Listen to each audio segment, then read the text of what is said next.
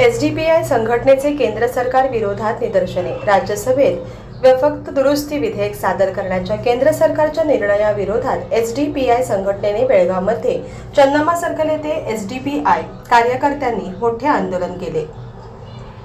या आंदोलनावेळी देशाचे पंतप्रधान नरेंद्र मोदी, गृहमंत्री अमित शहा यांच्या विरोधात मोठ्या प्रमाणात घोषणाबाजी केली।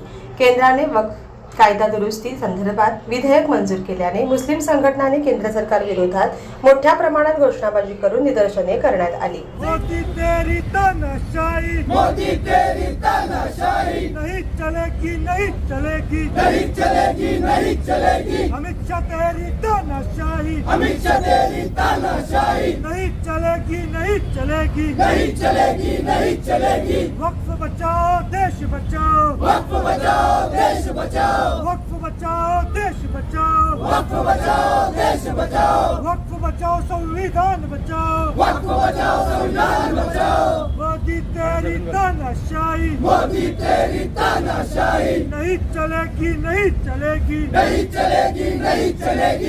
हाँ, जैसे सतीश जारकोली, हाँ वो आके जो है हमारे बेलगाम का पालक मंत्री है, वो आके क्या बात किया इसके खिलाफ। तो आप लोगों को होशियार, आप तो होशियार है माशाल्लाह, बाकी के कम्युनिटी वालों को भी होशियार करना है। अगर इसी तरह से रहेंगे तो हमें हमारे घरों में लॉक करके नजर बंद करके रखा दिया जाएगा, वो दिन दूर नहीं रहेगा। इसके लिए बेहतर है, तब की गुलामी से बेहतर है आज के दो दंडे बेहतर है। इतनी बात बोलकर मैं खत्म करता हूँ। सभी साथी जो है ना, हमारा प्रोटेस्ट खत्म हुआ है, पूरे मुल्क को मालूम है, ये बताने की जरूरत नहीं है। और एक सोची समझी साजिश है। ये फैसिस्ट गवर्नमेंट, बीजेपी गवर्नमेंट, जिसको न तो मुल्क को आगे ले जाने की फिक्र है, न बेरोजगारी को खत्म करने की फिक्र है, न भूखमरी को खत्म करने की फिक्र है। आए दिन इनको बस अपनी पॉलिटिक्स की रोटी सेकनी है। क्या मुस्लिम कम्युनिटी को टारगेट करो और अपनी रोटी सेको। इससे पहले हिजाब का मामला आया, ट्रिपल तलाक का आया, बहुत सारे झटका हलाल का आया। अब आज जाके ये लोग क्या कर रहे हैं, सबको मालूम है कि वक्फ अमेंडमेंट में जो है अमेंडमेंट करने जा रहे हैं वक्फ में। अरे हमारे अंगना में तुम्हारा क्या काम। सबको मालूम है, एक कमेटी बन रही है। आज मैं पूछता हूँ, ऐसी कौन सा गुरुद्वारा बताओ, कोई चर्च बताओ, कोई मंदिर बताओ, कोई नहीं शिवालय बताओ, जहाँ के जो है मेंबर जो है उनकी कमेटी का अध्यक्ष जो है मुस्लिम है। जहाँ के अदर कम्युनिटीज के कमेटी के अंदर कोई मुस्लिम उसका सरपंच रहा है, दिखाओ मुझे कोई मिसाल तो मैं कबूल करूंगा। लेकिन इन लोग को जिद है, इन लोगों को जिद है कि हम इनको झुकाएंगे। ये वक्फ अमेंडमेंट में वक्फ जमीन जो है, ये प्रॉपर्टीज किसी की दी हुई प्रॉपर्टी नहीं है, ये मुस्लिम लोगों की प्रॉपर्टी, मुस्लिम वेलफेयर के लिए दी गई प्रॉपर्टी है। आज इन पर क्यों इसकी नजर है। और एक नैरेटिव मशहूर कर दिया गया है कि हिंदुस्तान में जो है वक्फ की bill third highest land owners वक्फ वाले हैं बोलकर, ये बिल्कुल गलत है। आंध्रा और तमिलनाडु के दो टेम्पल्स ऐसे हैं जिनके पास 14 लाख एकड़ जमीन है। आपकी नजर वहां क्यों नहीं जाती। आप चाहे तो वहां पे जाके हाथ डाल के दो, हाथ डाल के देखो, आपके कम्युनिटी वाले आप ही को सबक सिखा देंगे। एक झूठा नैरेटिव क्या पूरे हिंदुस्तान में फैलाया गया कि ये जो है मुस्लिम के पास यानी वक्फ बोर्ड के पास थर्ड हाईएस्ट जो है लैंड है बोलकर, ये बिल्कुल गलत है। और इसमें आप क्या कर रहे हैं, कमेटी है। अब इससे पहले जो है न्यायपालिका भी थी, इसमें रिटायर्ड जजेस थे, जो भी ऑब्जेक्शन था तो वहाँ पे हल हो जाता था। ऐसे नहीं है कि कोई आया और उसमें हाथ रखा, एक क्लेम किया कि वक्फ जमीन है। उनके लिए भी जो है टाइम दिया गया, टाइम मोमेंट है। जब वक्फ जमीन को ही डोनेट करना चाहता है तो उसके लिए 1 साल का पीरियड वेट करते हैं।